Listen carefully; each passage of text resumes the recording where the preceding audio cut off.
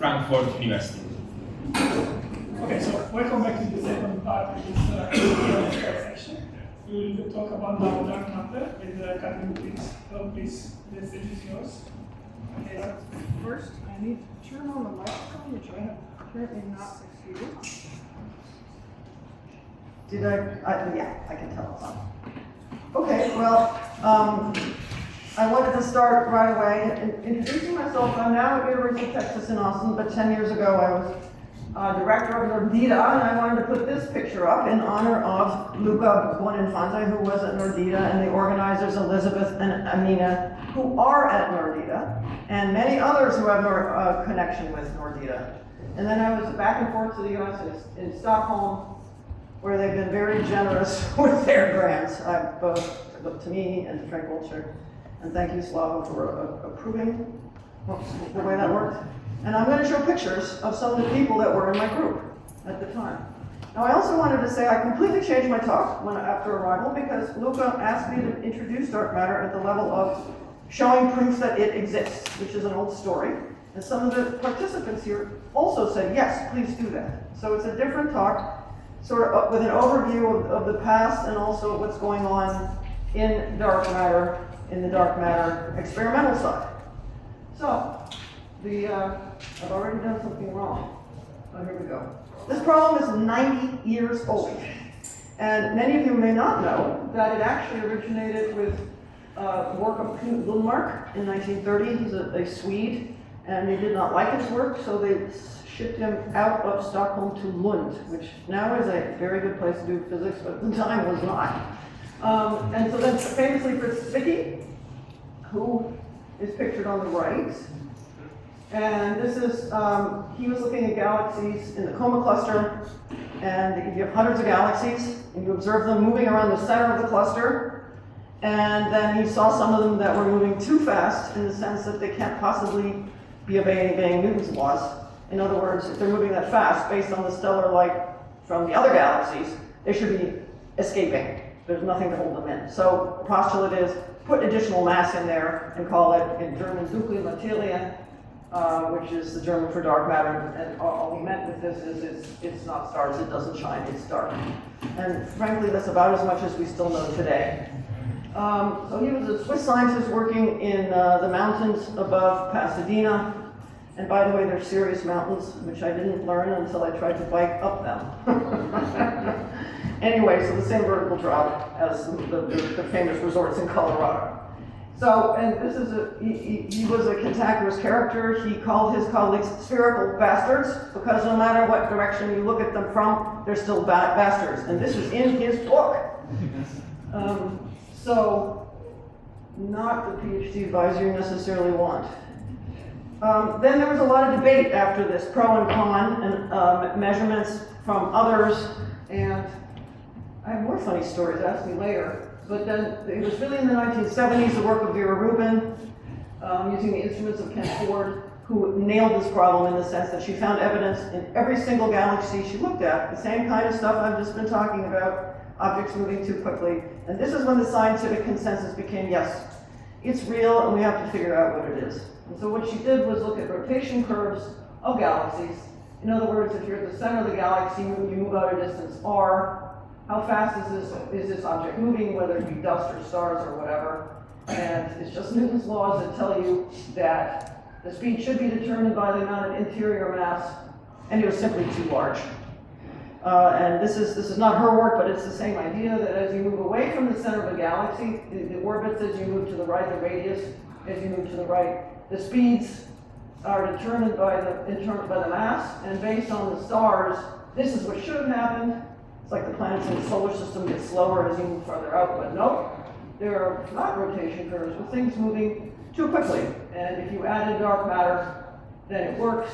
And so this was the original way that people started talking about the existence of dark matter. And I also have to mention, because this just happened in the last week, the Rubin Observatory in Chile they had a press release on Monday showing these kinds of pictures and movies, and it's unbelievable because this is already 10 million galaxies overnight in 10 minutes or something, I don't know. And you will see 20 billion during its 10-year legacy survey of space-time. Originally, the whole instrument was called LSST, to put those two things together.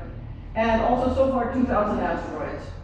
So in its first year, it will collect more astronomical data than all previous telescopes combined. And we're talking about petabytes a year. I mean, so yes, AI is going to be used on this stuff. It's going to be interesting for the field of computer science also. Okay, so our galaxy looks like this. You have a 4 million solar mass black hole at the center, found by Andrea Getz and Reinhard Genzel, leading to a Nobel Prize a few years ago. And then as you move out, there are spiral arms, and the sun is out here, and if you check the whole thing on its side, it looks like this, with the sun being 8 kiloparsecs, or 25,000 light years away from the center. But all of that is a tiny piece of the total galaxy. This is artist's rendition, of course, where you have the spiral structure as a very small flat thing that we call the disk, centered in a giant spherical object, required already shown by peoples in Australia a long time ago. You must have this to hold the galaxy in place. Now, since that time, many other ways were used to identify the existence of dark matter and still are being used. And one of these is Einstein's lensing. And I know it's a terrible picture. There should not be a kink, but yeah, you all know that. So put some dark matter here, no matter what it is. Although it doesn't give off light, it bends light from distant objects on the way to telescopes. So you can look here, the star is in the wrong place. You would think it was over here, but then you'd notice, there are multiple images, and they're distorted or sheared. So by looking at these background objects, you can figure out how much dark matter is in the way. So you can map out the dark matter of the universe in this way, and yes, this is being done. Here's some data from Hubble Space Telescope, and there are some background galaxies that are being lensed. There's a lot of lensing in here. I don't know the details, but you can see these sheared galaxies, and from studying this, you can figure out the dark matter in between the distant galaxies and the telescope. Now, if you do that with reconstructing what that mass density is, this is not the same object. This is a different one, but it's the same idea. And so here's the mass density as a function in different places in space. And this is a cluster. So you see the hundreds of galaxies, but you also see the smooth component in between. And yes, there's dark matter inside the cluster, in between the galaxies also.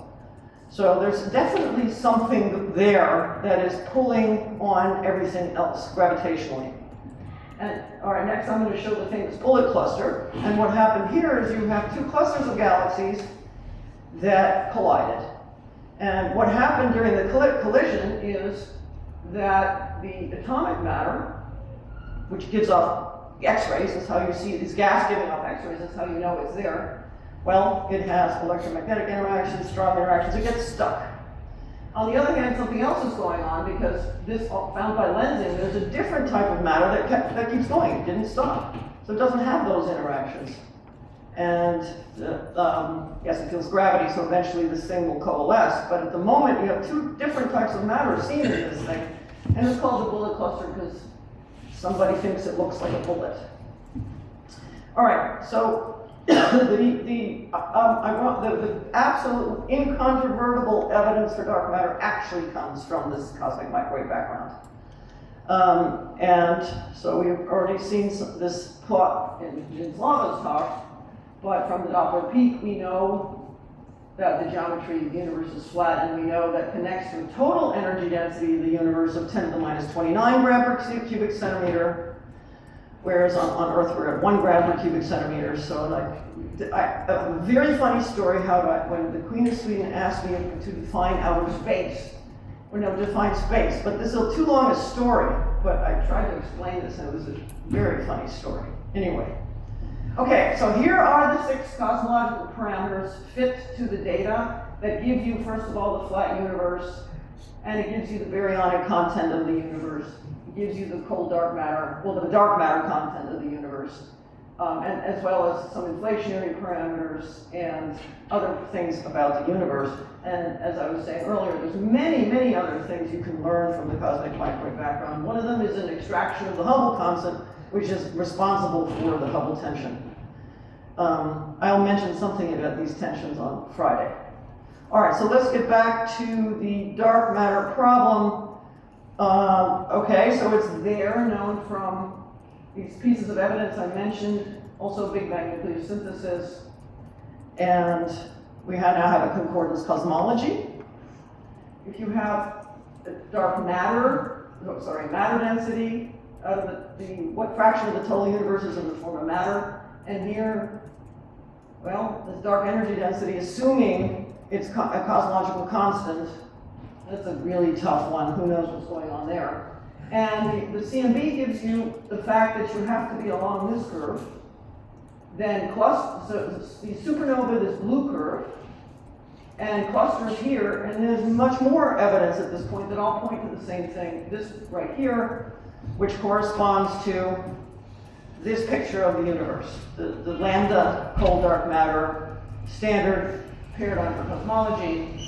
And the thing that's for certain, I don't know what the hell's going on with dark energy. I'm not sure it's there, to be honest. But what's causing acceleration, I don't know. But this we're very sure of, is that the ordinary matter, and this is already known from Big Bang nucleosynthesis, 3 minutes after the Big Bang, cannot be enough to explain the entire universe, and certainly cannot be enough to explain the entire matter.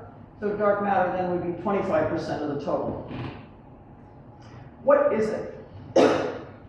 Damn it, when I started my career, I was sure we'd know by now.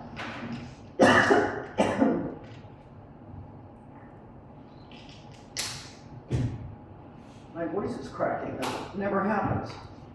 Anyway, so we don't know. And at this point, people are considering a very wide range of masses, all the way down on this end, this ultralight dark matter. This is, if you go any lighter than that, then it's really a wave. It has nothing, it's not enough to explain dark matter in galaxies anymore. So this is already wave-like. And here's the QCD axion. People are talking about light dark matter, WIMPs, all kinds of stuff going beyond even beyond the Planck scale to primordial black holes and so on. So this entire range is being considered, and there are experiments going all over the place in here. And I certainly am not, I don't know everything about all of them, but in the end, this is something that we knew a long time ago. There's only two that have a good theoretical motivation, and that's axions and WIMPs. And so I'll turn back to that in a minute, but I want to tell you also what cosmology can do.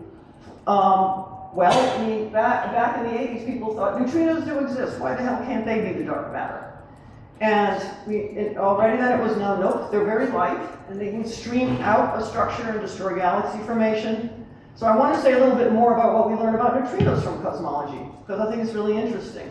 And before I forget, the 3 active neutrinos are no way they're the dark matter, but there's a lot of interest in sterile neutrinos, which would be a 4th species, which do not have interactions with the standard model. But there's even people claiming that they're finding X-rays from clusters and so on that are due to sterile neutrinos. So this is a very controversial area, but people it's interesting. Unfortunately, Japanese satellite that we really tested it blew up, so we're waiting for more data. Okay, neutrinos is dark matter, no. So this is their contribution to the mass density of the universe. So if they weighed 50 eV, then you'd get the total universe made of neutrinos.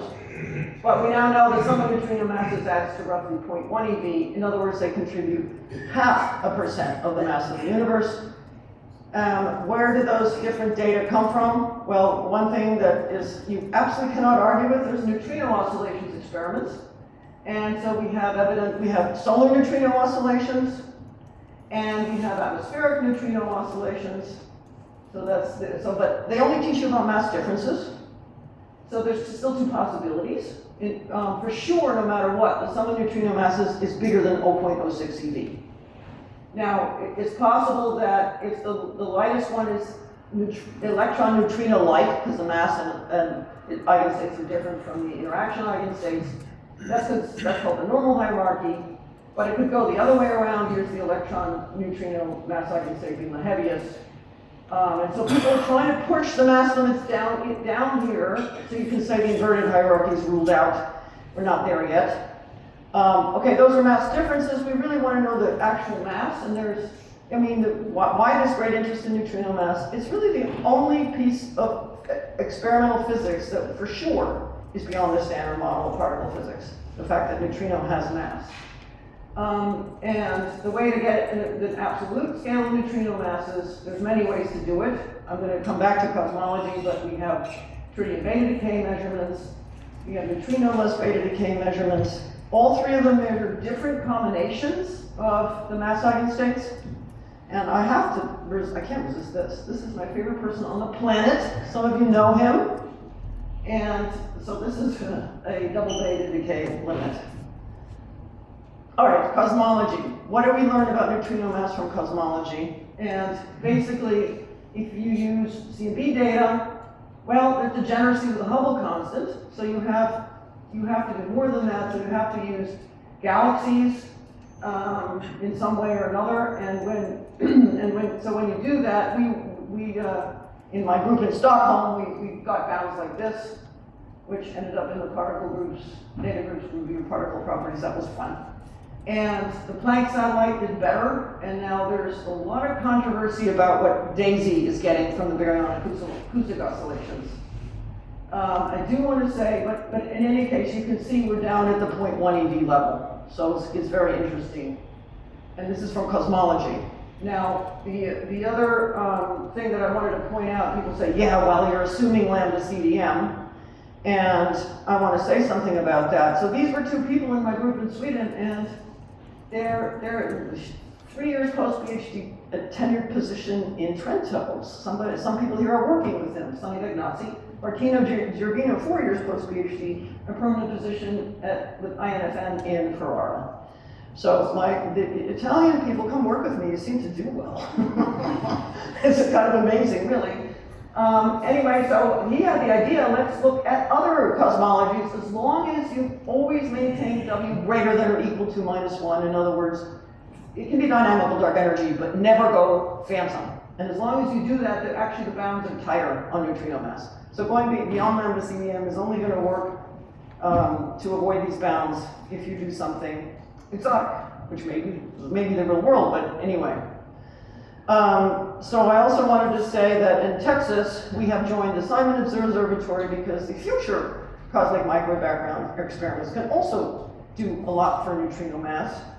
The best bounds currently are actually from large-scale structure because neutrinos suppress, small-scale structure, neutrinos suppress that. And that's how we get the bounds today. But in the future, the CMB is going to do better. It's this amount of lensing you get at small scales. And so I was interested in CMB originally because of inflation. So I'm one of the co-authors on natural inflation. And what is amazing to me is the opposite of what Slava was saying, that different models make different predictions in this NR plane, and depending on the shape of the potential, many have been ruled out. Okay, so this is exciting times. So our idea was to use an axion to do inflation, and so I was interested in R, but now I'm really excited that we're going to do so well in neutrino mass, the sum of neutrino masses. To sum up this subject, neutrino mass is close to being measured for the 3 active neutrino species. With a combination of oscillation experiments and cosmology, it's around 0.1 eV.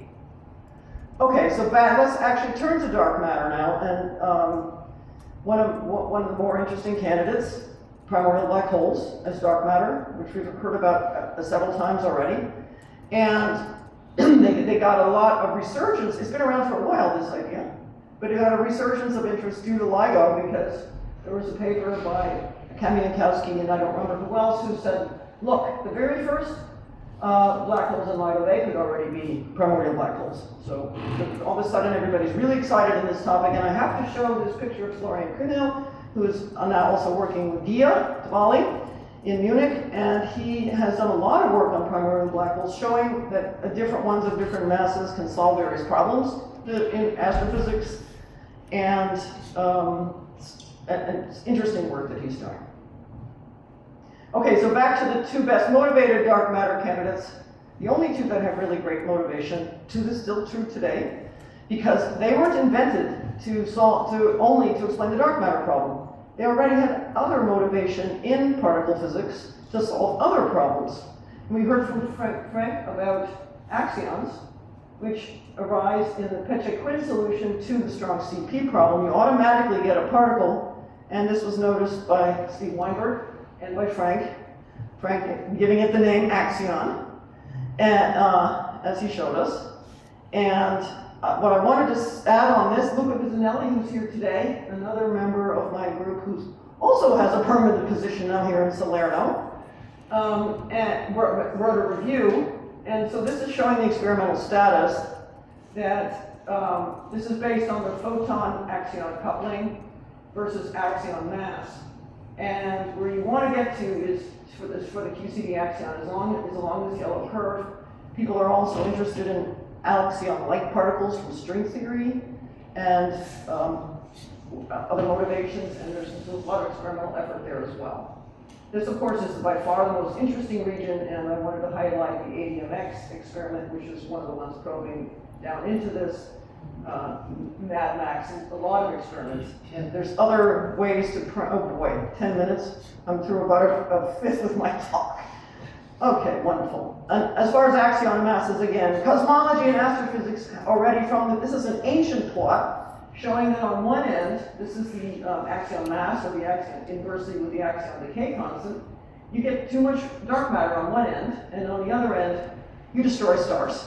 Photons turn into axions, which leave the stars, and you shouldn't see some of the stars that you do, or they would have different properties. So it's very powerful balance from astrophysics and cosmology. Now, while I'm on the subject of Steve Weinberg, we at Texas, we have a new institute since Steve Weinberg, who was 3 doors down from me, unfortunately passed away in 2021, and so we have an institute in his honor with 3 centers, Texas Center for Cosmology and Astroparticle Physics, Center for Gravitational Physics, and the Theory Center. And so we already have, as our first Weinberg Memorial Lecture, we have Frank Wilczek, which we're very much appreciated. Okay, so on to the second dark matter candidate that makes sense theoretically is weakly interacting massive particles, which of the 4 forces of nature, they have gravity and they have weak interactions.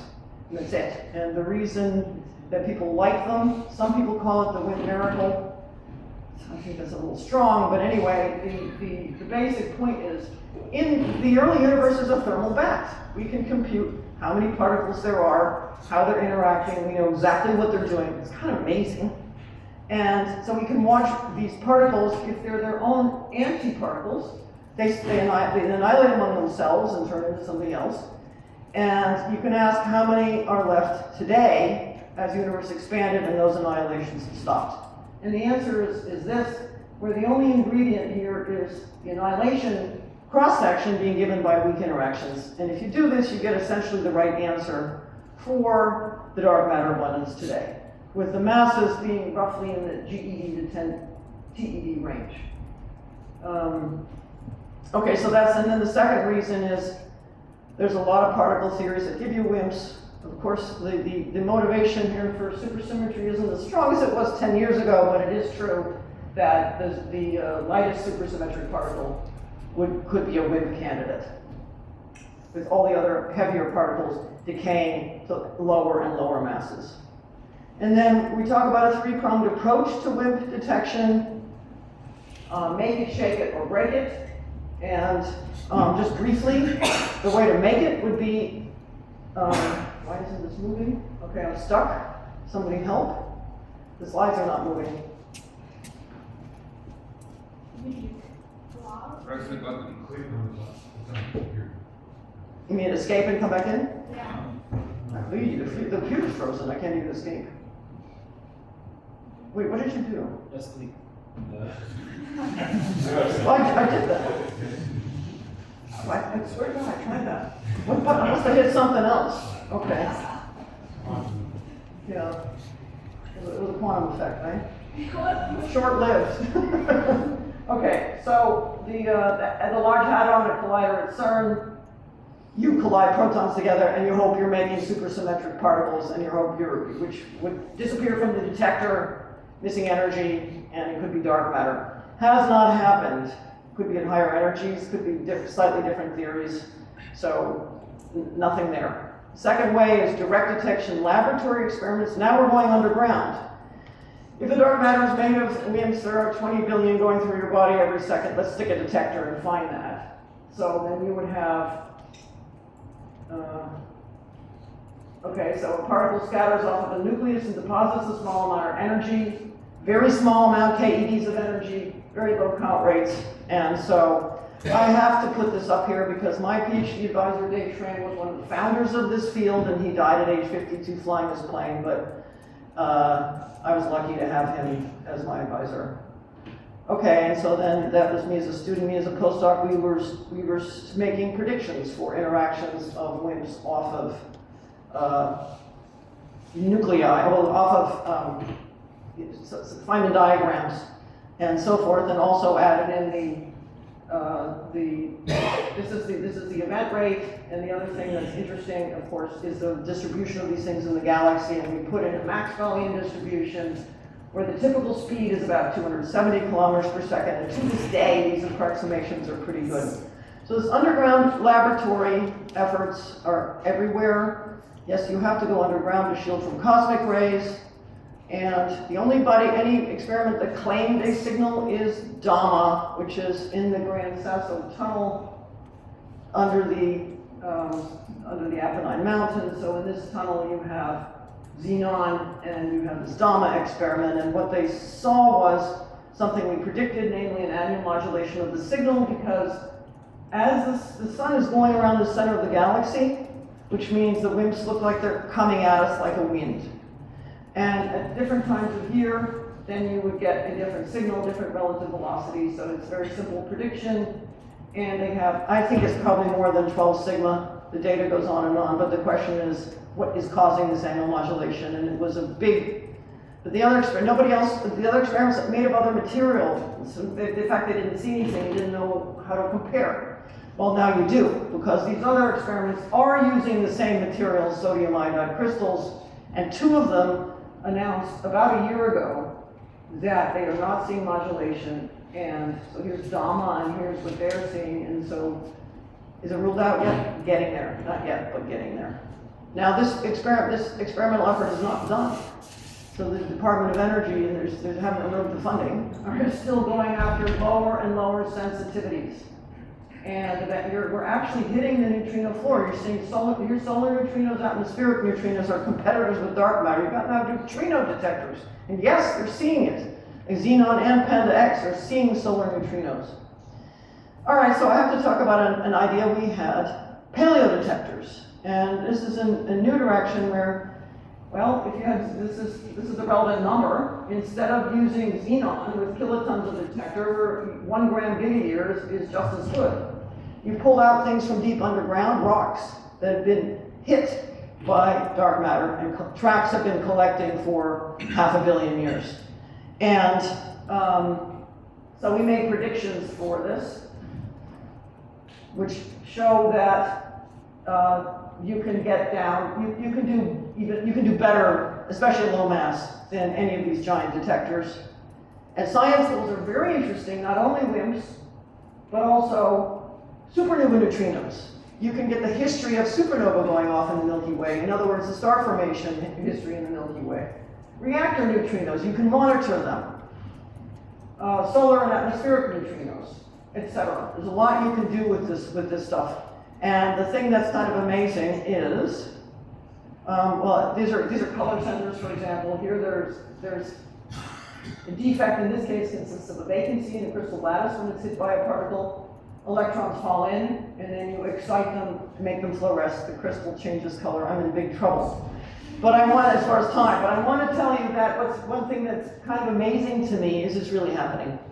So I used to be at the University of Michigan, and so Josh Spitz got $1.5 million from the Moore Foundation, and then led by Patrick Hoover at Virginia Tech, there's an NSF grant for $2.5 million. So this is actually happening.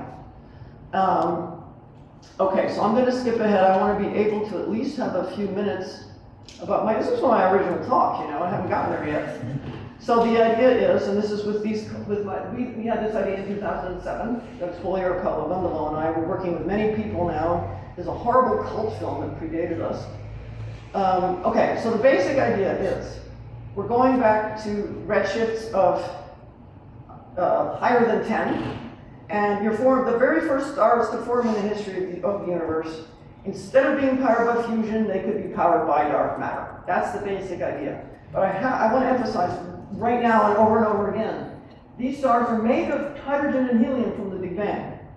Dark matter consists only of 0.1% of the mass, okay? So they're made of ordinary stuff from the Big Bang, but they're powered by dark matter. And I guess I'll go right to how they're made. If you go back in the early universe, suddenly you have the conditions inside million solar mass protogalaxies of dark matter that at the center, molecular clouds of hydrogen are able to collapse, and they're trying to make, and en route to making the first stars. So you have collapsing clouds of hydrogen smack in the middle of these mini halos where there's enough dark matter for things to get interesting. So then we were asked, okay, what will the dark matter do? Well, what we found is it's baryon dominated in there, and it pulls in even more dark matter gravitationally. And now let's say that it's self-annihilating dark matter in the same way that WIMPs would be.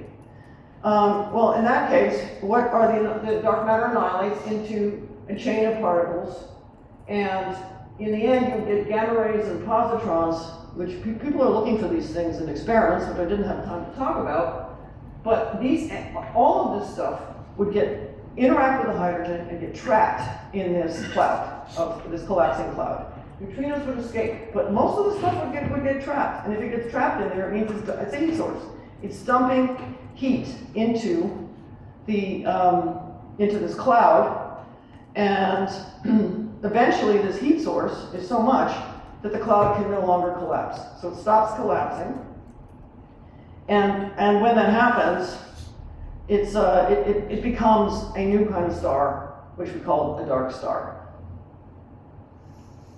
Okay, so the dark matter heating grows like number density of these particles squared times cross-section times mass, so you're basically taking the dark matter mass and pumping that into the star. And you can think of this also equivalently as the dark matter density, which is the thing you know, times cross-section over mass. So by considering a bunch of different masses, we're considering a bunch of different cross-sections.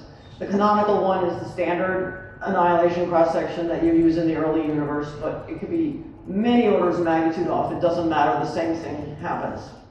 Just wanted to say dark matter power is roughly 100% efficient in the sense that all the particle mass is turned into a heat source. Fusion in later stars is only 1% efficient. Only a fraction of the nuclear mass is released as energy. Fusion's only at the center of a hot star. This dark matter power is throughout the whole star. Well, I'm not going to tell you about these different conditions for the dark matter density, but I will I'll tell you what they look like. They're big puffy objects. Their radii are about 10 AU, okay, 10 times the distance between the Earth and the Sun. So this is not a normal star. But they're very, very cool. We start them out at 1 solar mass, okay, that's when they form. But then we built in there, but they're in thermal equilibrium, they're real stars. It took a year to realize they're real stars. It's not just a collapsed cloud of hydrogen, it's a star which satisfies all 4 equations of stellar equilibrium. They're in hydrostatic equilibrium, they're in thermal equilibrium, and as you add mass, you just make sure that they still satisfy these equations. And in the process, they can become very, very large. They can grow to be 10 million solar masses, 10 billion times as bright as the sun. But the key fact here is that their surfaces are very cool. The whole thing is cool. No fusion in the middle. It's not hot. It's just dark matter doesn't care what the temperature is. And because their surfaces are cool, that's what allows them to keep growing. There are no winds or ionizing photons or anything coming off. Well, some ionizing photons, but not enough to prevent the accretion. So that's why they're able to grow much larger than any other stars that anybody's talking about.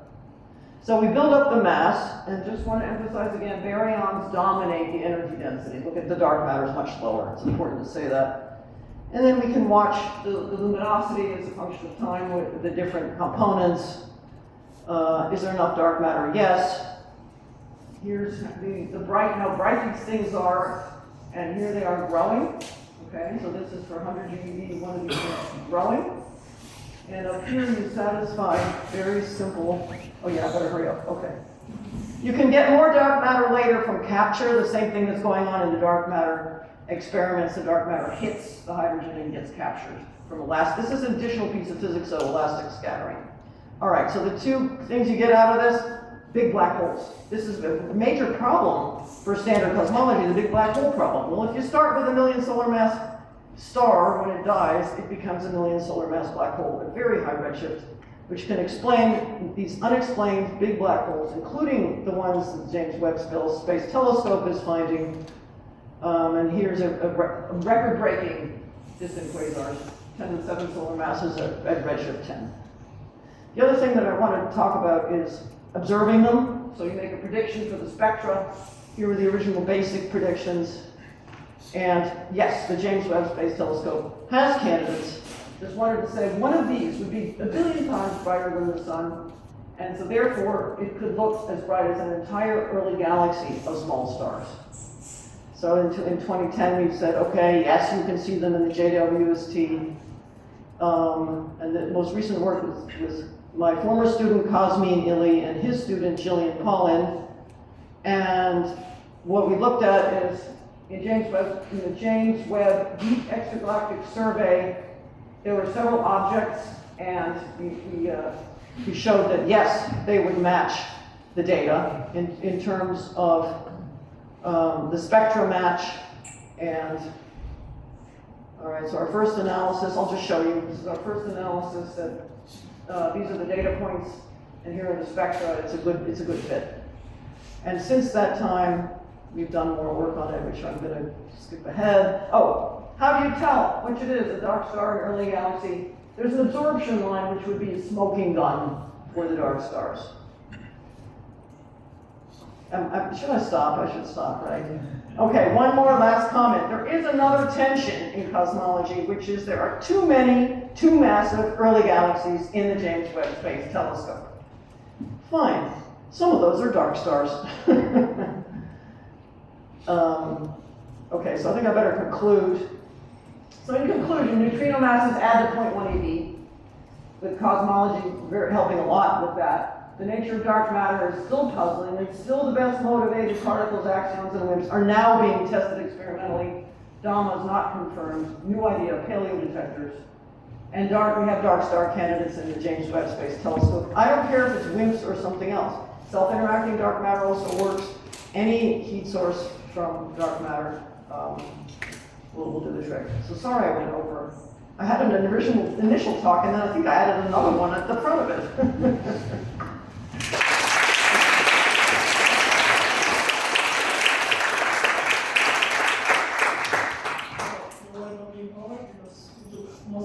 I'm sorry. Just one question. Maybe give it to the student.